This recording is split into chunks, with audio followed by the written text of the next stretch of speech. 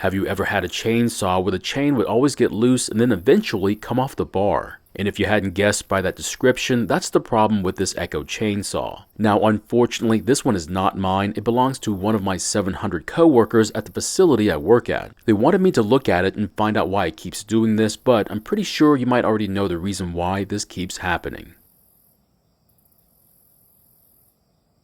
In today's video, we're going to be looking at this Echo chainsaw, and the problem is that the chain will get loose and it gets bad enough that it will eventually come off the bar. Of course, from the description of the problem, that means the saw does start and run, which I'm glad I at least don't have to worry too much about that part. Now, I'm going to try and repair this chainsaw, but yours might be different, so this might not work on yours. So if things aren't working out for you, like in the video, please ask about it. I'll be glad to answer your questions.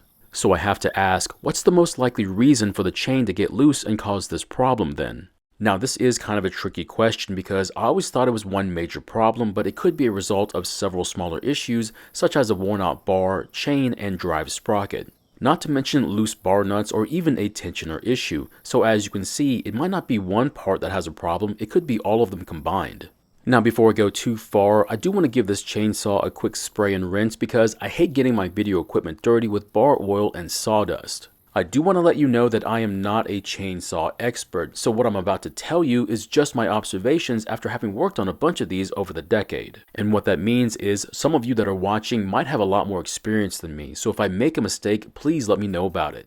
For those of you who are curious, I'm using a degreaser from Harbor Freight and I'm using a very strong concentration to help break up all this oil. And that's because if you've ever used soap and water to clean these, you know you're going to need something a little stronger than that. I'm also using a paint sprayer to help spray off the items I clean, and that's because I don't need a ton of pressure from my pressure washer, but I do need more pressure than what the garden hose can offer. Keep in mind the purpose of a garden hose is to deliver a lot of water, but I don't need a lot of volume, I just need the pressure. And using the paint sprayer gives me about 500 psi, all while using about 5 gallons of water in about 15 minutes of use. But if I was using a garden hose with a sprayer nozzle, I'd be using a lot more water than I really need for this type of cleaning I'm doing. Also, please be careful where you spray the water, and that's because if you get water inside the engine, it could damage it. I'll typically try and keep the water from spraying onto the muffler or the area around the carb to help out, but if you need to, you can also cover these areas to try to protect them even more. Now, since we need to deal with the chain, I'm going to remove the side cover and clean the oil from it, that way we can inspect the tensioner for any issues. Of course, it is your choice, and if you don't want to clean anything, I'm completely fine with it, and let's face it, fixing time does not include cleaning time, so I understand if you don't want to do it. However, since this is a hobby for me, I do have extra time to give to each project. So if I can, I will clean it, and most times the people I'm helping out appreciate getting a clean machine back. Now, to be honest, this chainsaw is in really good condition. It doesn't seem to have been thrown around or abused. However, I don't think my coworker gives it enough attention, and you'll see what I mean by that here in a bit. Now, I did ask them about some history on the chainsaw, and what they told me is very encouraging when it comes to picking one of these as a residential saw. It was bought at a big box store and used here and there for fallen limbs and other projects around the house and even around the neighborhood, but there is a problem though. Now, as far as I can tell, this is the original bar, but luckily the chain was replaced at some point. Unfortunately, they couldn't recall when. Now, the saw is pretty much drenched in water and we'll need to let it dry in the sun for a little bit and then we'll start looking at it again. So it's been drying out in the sun for a couple of hours and all the parts are pretty much dry, and the good part is everything seems to be in really good shape. Of course, there's going to be some wear on these parts, but considering what little they've done to it, it's still pretty amazing. Now, the bottom edge of the bar does have a very small lip on it, but the top part is almost pristine, so I'm going to reuse it, but we need to clean it first. Now, the water did an extremely good job of cleaning out the oil and sawdust from the groove in the bar, but I'm just going to run my flat blade through it to get anything that might be left over. Yes, there are tools to make this job a lot easier and safer to do, but when you're in a pinch, this is better than nothing at all. Now, I did check the nose of the bar and made sure it was spinning like it should, otherwise you'll have to apply some grease to it. So the chain is the part that I'm most worried about since I'm not sure how old it is or, more importantly, how much time is actually on it. Now, I'm not too worried about how dull it is, we can always sharpen it. I'm more concerned about the wear on the drive link that makes contact with the sprocket, and from what I can see, there's definitely a little bit more wear on it than I'd like to see, so I'd recommend replacing it. Speaking of the sprocket, that's actually the other part I'm most concerned about aside from the chain, and that's because most people don't realize that this might be the main cause for their problem. Now the sprocket is located on the back side of the clutch drum, and if we take a closer look, we can see just how much wear is on it. Now once we zoom in and get a light onto the sprocket, we can see that there are wear marks on it. However, this is not enough for me to be too concerned about. Now I don't have a gauge on me to measure the depth of the wear, but to be honest, this is not what I was expecting it to look like at all. In fact, from the description of how the chain would come off the bar, I was expecting it to look 10 times worse than this, but to be honest, this looks pretty good, at least for its age. So here's the situation. The bar is in great condition, the tensioner and sprocket are also fine, and since the chain has wear on it along with needing a good sharpening, I figured just replacing the chain should do the trick.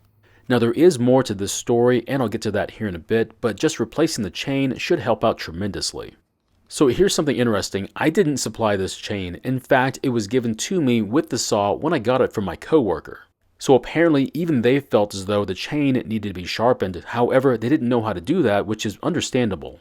Now since the groove in the bar is now clean, we're also going to flip the bar upside down so the non-used side is facing down, and don't worry, I did take off the knife edge from the worn side as well.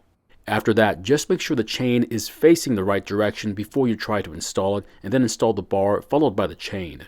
Now, I can't blame the people who install their chains on backwards. It's a very easy thing to do, but I would hope that you realize that there was something really wrong with it once you try to make your first cut.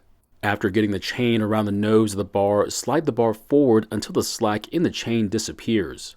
Then work your way around the bar, making sure that the chain's drive links are in the groove. Now before I try to install the side cover on the chainsaw, take note of where the hole is for the tensioner to engage with. Now on this bar, you'll notice that the hole is very close to the rear stud for the bar nuts. The reason why this is important is because we want to make sure the tensioner is at least close to that position, which ours is not. Now on this one, it needs to move back about ½ an inch, otherwise you're going to need someone to pull on the bar to get it close, which is not an option at this point. So to get it to move closer, I'll just turn the adjuster for the tensioner so that the part that engages the hole in the bar is close to the opening for the rear stud. Once it's pretty close to where it needs to be, we can now install it onto the saw, and then we can replace the bar nuts. Now if you didn't turn the adjuster enough, you might have to move the bar back and forth until it does, but it should pretty much align itself.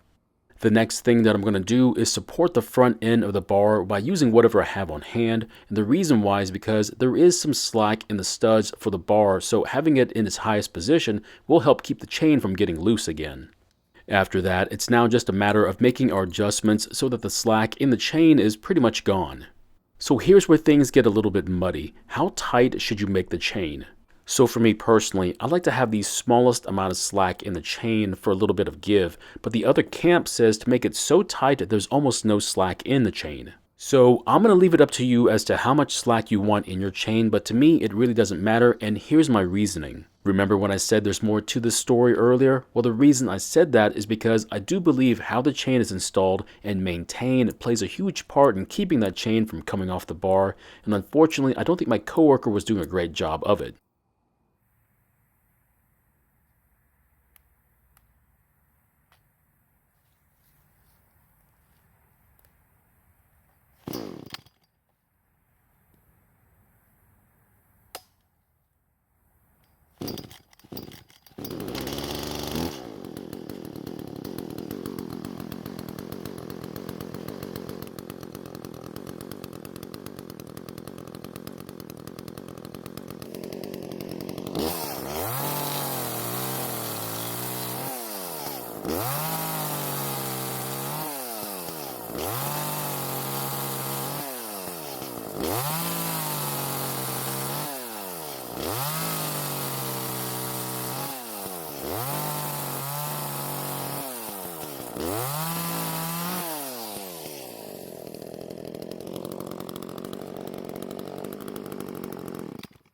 Now the reason why I think that might be the cause for their chain coming off is because when I gave it back to them and told them about how I installed the chain, they seemed a bit surprised by how I showed them. So I then asked them how often they would check the slack on their chain, and their answer was never, and they would only realize that it was loose when it was about to come off the bar.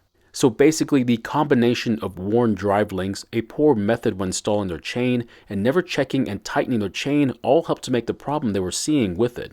I think the main culprit for them was not having the bar supported in the front while tightening the bar nuts, which after explaining it to them should help out. So after replacing the chain and giving them all this information, I think it's enough to keep them from having this problem in the future. Now, to be quite honest with you, I'm really impressed with this Echo chainsaw, but that is from the perspective of a homeowner and not a professional. The reason I say that is because it was bought from a big box store, used here and there, left with fuel in the tank for most of it, and the only problem it's ever had was related to the user and not the machine. I don't know about you, but for me, that's a pretty good real-world test, and it passed with flying colors. Of course, you still have to remember to keep the chain tight and sharp and use good fuel, and you should be good to go. So my question is, how often do you check the tension on your chain? Every tank of fuel, once in a while, or never? Hopefully after watching this video, you get a better idea of why you should do it more often, otherwise this could happen to you. Thank you for watching. I really do appreciate your time here. Please feel free to ask me any questions about this project or about your own projects, and I hope to see you in the next video.